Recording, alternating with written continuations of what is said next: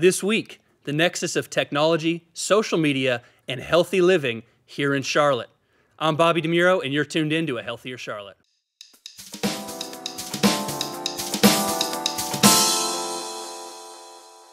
"80% of American teens and 75% of young adults use social media on a daily basis, according to the Pew Internet Project statistics from 2010. In fact, over 150 million Americans will use Facebook this year. You may have watched this show and come to this show through Facebook, social media, Twitter, what have you. There's a lot of information out there, and there's a lot of things happening with social media. One of the communities, one of the information agents that we'll talk to today are healthy living bloggers. I have three of the leading thought leaders in the healthy living blog community with me today, and we're going to talk about social media and healthy living and the relationship between the two. To my far left here is Katie Levins from SweetTaterBlog.com. To my immediate right is Brittany Dixon from AHealthySliceOfLife.com, and to my far right is Caitlin Boyle from HealthyTippingPoint.com and Operation Beautiful. Ladies, welcome. Thank you for joining me today. Good to be here. So to start, Caitlin, I want to start with you because you've been doing this for a while. Tell us a little bit about the Healthy Living blog community, how it originated, and I guess give us a little background. Well, I think the original concept behind Healthy Living blogs is there was a lot of evidence coming out that taking photos of your food or doing food diaries would help people stay on track with their healthy habits. So I think that was really the origin of the blog concept, where people would write about healthy recipes and write about what they ate and great meals, and it was a way for them to stay on track. And it, surprisingly, I think it formed this really great and supportive community of people who wanted to help others, stay on track and get focused and also try new things. And this community it's not very old. It's been around for a few years, but it's grown very quickly. Oh, absolutely. I mean, there's been a dramatic shift in the way people communicate and the way we consume information, and that has a lot to do with technology and social media in general. So information travels faster, communities grow faster, people come together and assemble faster, and that's absolutely been true in the Healthy Living blog community as well. In a community like this, what are your goals? I know you can't speak for every writer, obviously, but Brittany, what are some of your goals when you write a post, when you write a blog? What do you hope readers will get out of it? I really hope to create an environment for discussion, and that's why I really appreciate reader comments and everything, because what I do is I try and share my healthy living style, which is that it doesn't have to be extreme. It can be, doable. I just had a child 4 weeks ago, and I like to, chronicle that as well, about healthy pregnancy, healthy, afterwards, when you're crazy and you're busy, that you don't have to train for a marathon. You don't have to eat, lettuce for every meal. Like, healthy living is doable for everybody, and I just hope to portray that and then create a place for people to discuss those ideas and what works for them and a positive environment. Well, I'm interested in the reader comment section that you mentioned, because in a lot of mainstream media and a lot of old media, whatever, I hate the term, but there's not as much of a two-way conversation. It's more of a one-way broadcast. Caitlin, how do you develop not only the readership, but what's the value of having them be able to call you out positively and negatively on what you're posting and what you're writing? Well, it's funny because I actually got into the community as a reader. I was a voracious reader. I loved to read other blogs, and I was always commenting so much that other bloggers knew who I was just because of my commenting handle. And I really loved that discussion and the fact that they would answer questions and give me feedback on what I was doing or what the questions that I was asking. And I love to do that to my readers too. And I think that it's helped me grow as an individual to have somebody, to have someone, thousands of people to bounce ideas off of and hear new opinions and thoughts. And sometimes it can get really interesting and it can open your mind and, but I think at the end of the day, it's a fun discussion. And I think you have a good point. Sometimes in other kinds of media, like if you read CNN, the comments are always so nasty and mean and terrible. And I think one of the nicest things about our blog community is that if you're looking for a support network and you really don't have that support network in your everyday life, you can go onto a blog and you can make electronic friends who will lift you up and support you and encourage you, even if they don't always necessarily agree with everything you're doing, but they'll be there for you electronically. And I think that's a really fun part of it. Well, and the skeptic in me says electronic friends, what's the value in that? Mm-hmm. And I didn't know too much about Healthy Living blogs until I started doing research for this, but it's more than just electronic friends. There's Healthy Living Summit, there's a lot of stuff going on. How have you taken the blog community, the virtual community, and made it real world and made it really valuable? Sure. The blogging for me has completely changed my life in terms of career and everything. Not only have I made a lot of real life friends in addition to online friends, But just getting into blogging and doing something that I was passionate about made me realize that I didn't have to do it just as a hobby, and that I could turn that into a career. And so that's when I walked away from my corporate 9-to-5 job to work on a master's in nutrition. And so doing things that way completely shifted my real world life beyond the blog. Well, and let's talk about the career idea, because some of these things, I don't want to say they're big money makers, but you can make money off of these. What's the monetization process for a blog? How do you start monetizing a blog? Well, you can join an ad network like FoodBuzz or BlogHer, which is a ad network exclusively for women, and then FoodBuzz is for food bloggers. And they run ads on the side of your blog, and then you get paid based on how many people visit your site. So it's a fun way. When I first started blogging, my goal was to pay my grocery bills with my blog, and it's a fun way to do it. And for a lot of people, it's a good motivator to stick with it. But I do want to say that we all know each other socially because of blogging. I mean, we're all in real life friends, and we would have never met if it hadn't been for blogging. And it's cool to be able to go on a vacation to a city and find somebody who you know through these social networks and go out to dinner with them, and it can be a really, really fun time. And there was, I believe, in Philadelphia this year was the Healthy Living Summit. Did all three of you attend? I did. I was not able to. I was pregnant. Okay. Well, and talk about that, because this has kind of become, again, I don't want to say big business, but there's a lot going on. A lot of companies have responded. How have corporations, and not just corporations, but maybe mainstream media, taken the blog world and said that this is a legitimate thing, we need to pay attention to this? Well, I think the relationships with companies have been really valuable for the companies as well for the bloggers, because I think they, want to reach out to us to be able to reach out to our readers. And I think as bloggers, we have a responsibility, and I really feel like the community does a good job of picking products that work for them and they really truly enjoy in their own life, and then they use those to, talk about with their readers. And so I think it's beneficial both ways as long as the system's not abused, which I don't see too much of it. And talk a little bit more about the corporations, I guess, with the expectations of you guys as writers, bloggers, journalists. What do you see yourself as, and maybe what are one of your goals for the future for either your blog or the whole community? Sure. As far as whether or not I would classify myself as a writer, a journalist, I would say absolutely not a journalist. My blog, to me, it's life casting, basically. I always say, my blog is not a democracy, it's a diary. People like to chip in and say, I don't like that you wrote about this, I don't like that you wrote about that, say more about this. And at the end of the day, it's a diary. It's a place for me to share my experience, and people can take it for what it is. So for me, my hope for blogs going into the future is just that people understand the power of them, that corporations and that traditional media understand the power and the reach that we have, and that readers understand that we're not necessarily professionals. Some people are, but that this is just us sharing our lives. And you have to come at it as an informed consumer, not of a material product, but an informed consumer of information. They need to think about what they're reading and the fact that it's an opinion. And talk to me about, you mentioned the power of some of these bloggers. Caitlin, tell me, speaking of the power, speaking of some of the potential in some of these things. Operation Beautiful started not necessarily because of the blog, but it's definitely developed because of new media. Tell us a little bit about that development with Operation Beautiful and how that kind of got off the ground. Yeah, so Operation Beautiful is my second blog. It's a really cool concept where people write positive messages on Post-its and they put them in public places to just encourage a positive self-image in others. And the idea was really organic and really genuine. I was just having a bad day, and I wrote a note. I wrote, "You are beautiful," and I put it on a mirror, and I took a photo, and then I blogged about it on Healthy Tipping Point.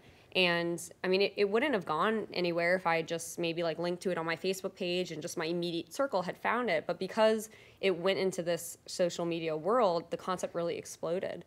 And it's become a book. There's a children's book coming out in July. And it's been an incredible ride of positivity and reaching so many more people just because of that internet phenomenon, really. And a skeptic might say, positive, whether it's the blog or Operation Beautiful, whatever, positive thoughts, that's great, that doesn't matter in the long run. But a community has been cultivated here, I guess, and there are thousands of bloggers, multiple thousands of readers. How powerful is this community? I realize that's kind of a broad question, but where does this community go in the future? In the future, well, you say a community and how it's gotten so strong and so big. Well, it's all for a shared, concept of healthy living, and everyone brings together. Real life friends relationships are based on shared interests. So this is also based on a big shared interest. And so I think it will continue to grow as more and more people are more health focused with the way our country is going in, in the health world. We need to focus more on it. And so I do think that it will continue to grow. People will continue to come to it and hopefully read and learn and share and be part of it. HealthyLivingBlogs.com is actually a directory listing of not every Healthy Living blog, but I know they have around 1,500 listed right now. And I spoke to the people that run it, and they get 10 applications a day for new listings. So it's constantly growing.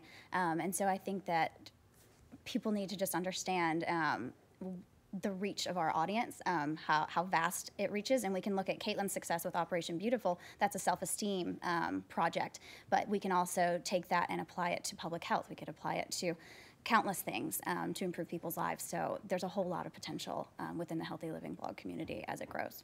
So we know the audience is powerful. When we get back after the break here real quickly, we're going to talk about some of the ethical implications, some of the future implications, where these women see their blogs going, and what they expect and see of themselves. Stay tuned. We'll be right back.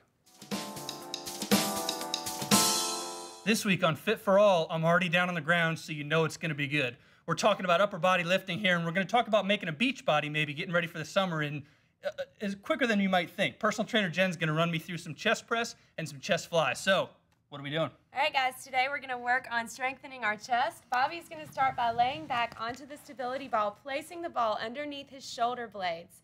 He's going to grab the weight and take it overhead, so the small ends of the weight are lifting overhead. We're going to start with our chest press. So he's going to draw his elbows away, lining them up with the shoulders, stopping at the line of the shoulders, and then squeezing back up to the top. So he's inhaling on the way down, big exhale on the way up. And what's the benefit of breathing in this situation? So when you're breathing, you're just allowing yourself to press deeper into the muscle, focusing. He's also contracting through his core here, really feeling this in the abdominals. Everything's burning. Yeah. All right, so the modification for this would be to also do a chest fly. So you just rotate the hands in to face each other, slight bend in the elbows. He's just going to draw his hands apart, again, stopping at the line of the shoulder and squeezing back together. Really pressing into the feet, nice and strong, engaging the abs. And same breathing pattern? Same breathing pattern here. Perfect. Ooh, I am burning. All right. So when we talk about weight stuff, we have the weights there. What are some good guidelines for people who are just getting started and they're curious about what level weight they should use? So I always encourage my class participants or my training clients to start out with a challenging weight. You know, do as many as you can, but feel something. Don't just pick up the lightest weights that you can find. But do something that makes the muscle shake a little bit. So the 10-pound weight for me might need to be a little higher. Might need to go a little heavier there. All right, well, I'm already sweating, as you guys can see. That was Fit for All for the week. Now let's get back to the show.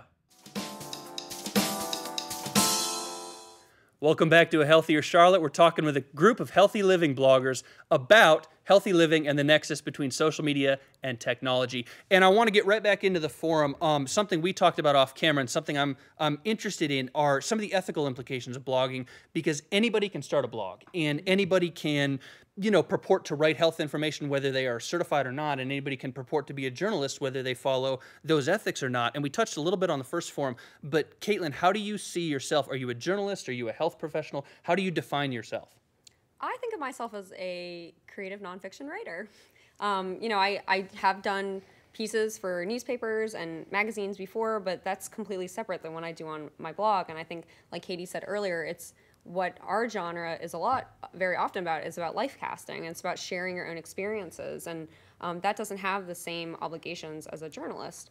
You can share your own thoughts and opinions. And I try to do so, or I always do so in a respectful and responsible way. But you know, it is still your blog and your space and your website, and I think it's important for people to take personal responsibility when reading, as well as the blogger should take responsibility as well. And Brittany talked about that because you have a nutrition background, actual academic, I guess, healthy living background.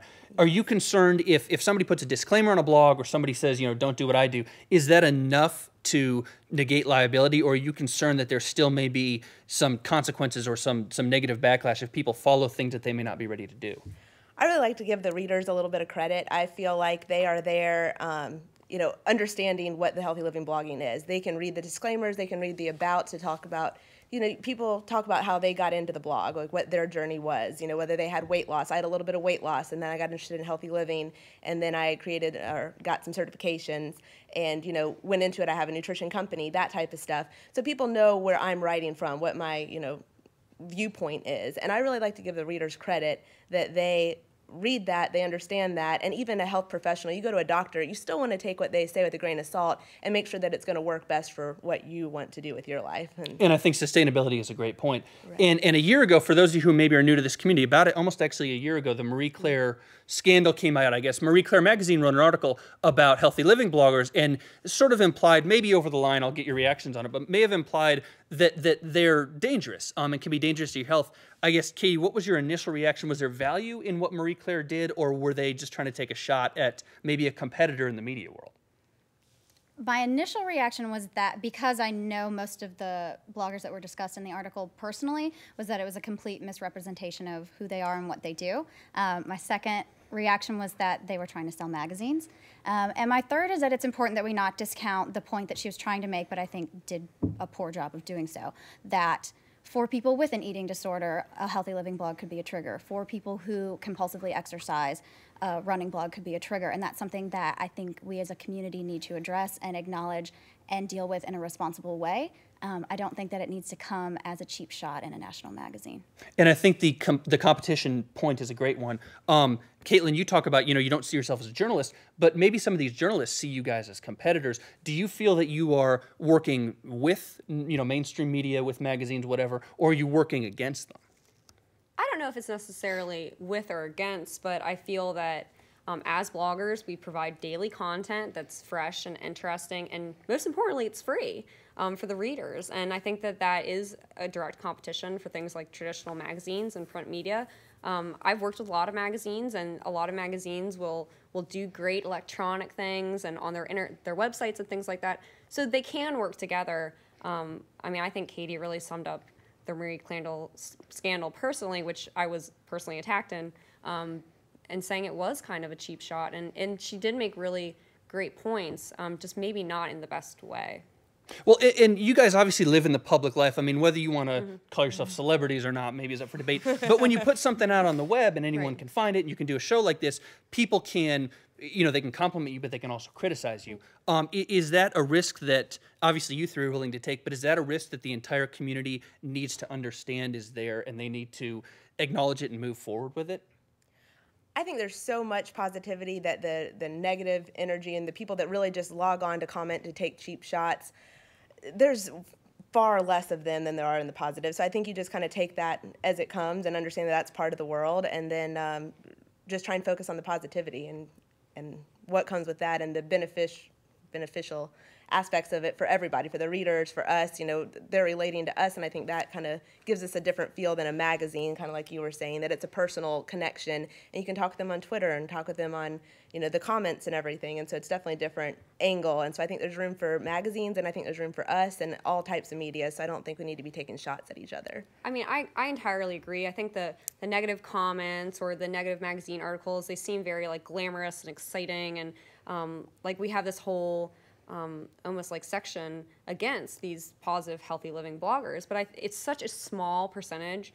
Truly, it's such a small percentage of the people who are reading. And I'm not saying that their opinions and thoughts aren't valid, because they certainly are. But it seems very loud, and it seems very interesting, and you want to focus on it. But it's so small when you think about it overall in terms of readership, that it's not even a significant part of the story, I think, really. We were talking during the break about how one of the healthy living bloggers in the community, her name is Susan, she blogs at thegreatbalancingact.com. She got diagnosed with leukemia.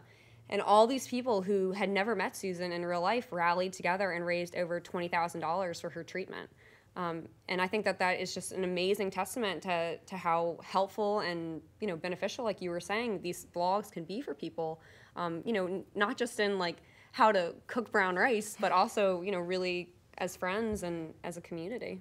I was just going to throw in, I would also say it's really important to point out the fact that a negative comment isn't always a bad thing, and disagreement is good, and it facilitates discussion and growth and constructive criticism. So the negative comments aren't always bad. In Caitlin's blog, she does a wonderful job in her comment sections of respectfully moderating intense discussions about topics that people feel very passionately about. And I think that's a great way to use healthy living blogs as well. We don't all have to feel the same way, and we certainly don't. Well, and follow that up just for a second. The negative comment's not always bad. What can the community do to improve? Where does the community fall short right now? Ooh. That's a good question. Oh, yes, I'll open it up to the Good group. one. I mean, whether it's your blog or somebody else's, do you see anything that you wish was happening or that is happening that you wish wasn't? I would just say there's a lot more room for growth and potential for harnessing the real power of this community to do good, such as raising money for Susan's cancer treatment. I'm about to host a bake sale to raise money to combat domestic violence. A lot of people do initiatives like that, and I think that if we could bring our efforts together for fundraising for one main cause, we could do a whole lot of good, and that could be in the public health arena. I guess we just need one centralized organization maybe, and that could be healthylivingblogs.com. It could be something else we haven't seen yet, but I think there's a lot of potential for us to move forward with stronger initiatives as a whole instead of individual bloggers. And moving forward, we've got about a minute left.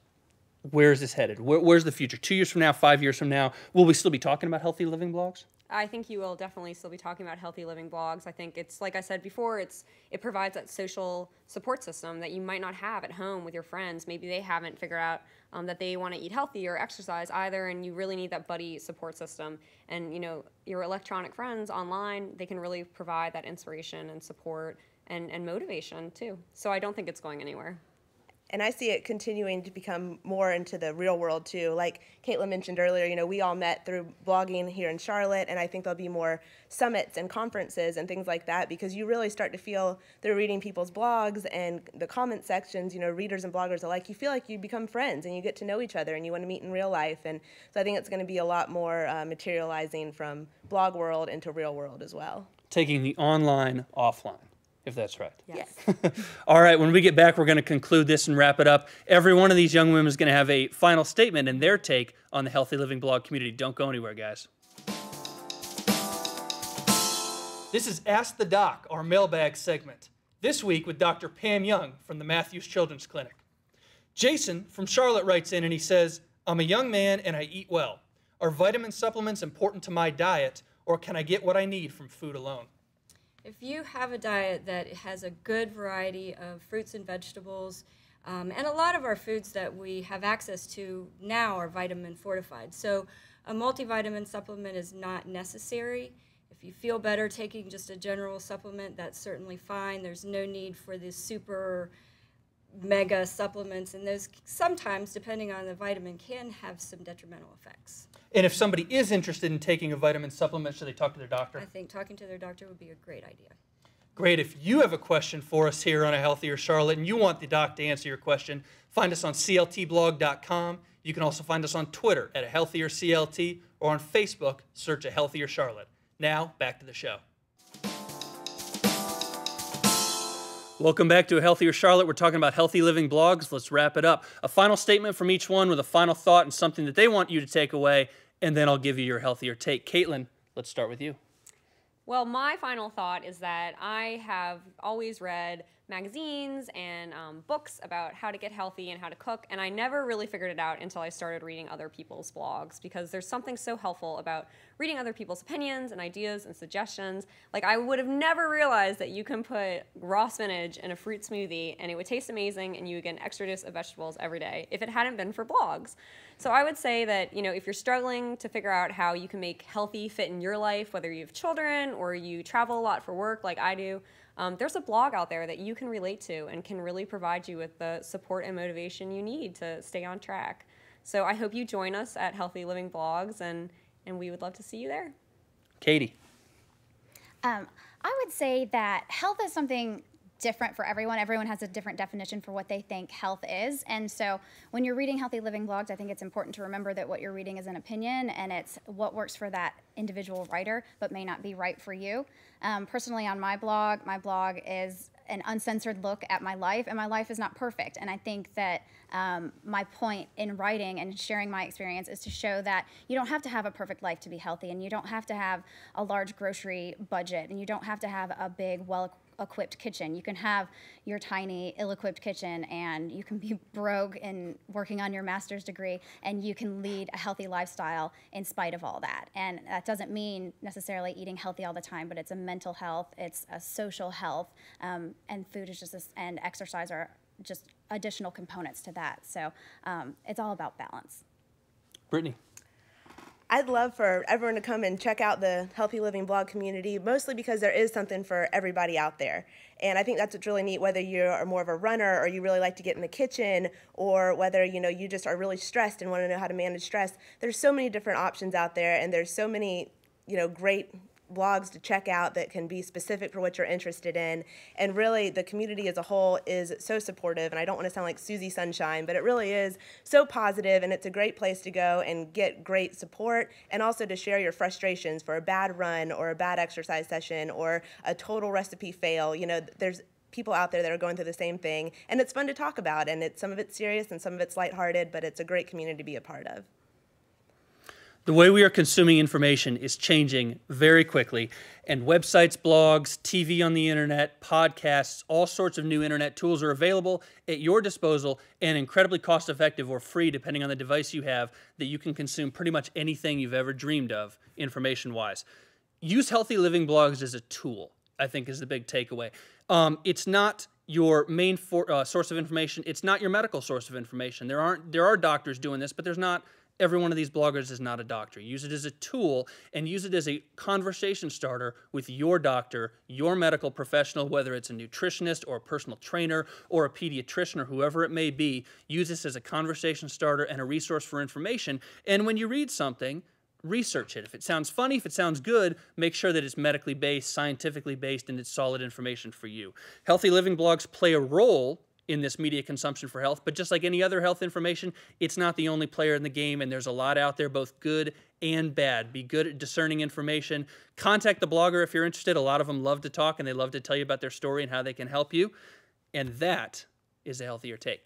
Remember, you can follow us on Facebook and Twitter, A Healthier CLT. Go on to healthiercharlotte.com. We've got a ton of great web extras this week. We're talking with several of these Healthy Living bloggers about different projects they're doing and different ideas and different things that they've come up with. So be sure to check that out when you tune in. Next week, we are talking about the state of cycling here in Charlotte. It's something you won't want to miss, whether you're a cyclist or not. We're all affected by them, and we're all affected by transportation. Thanks for tuning in. I'm your host, Bobby DeMuro, and this was A Healthier Charlotte.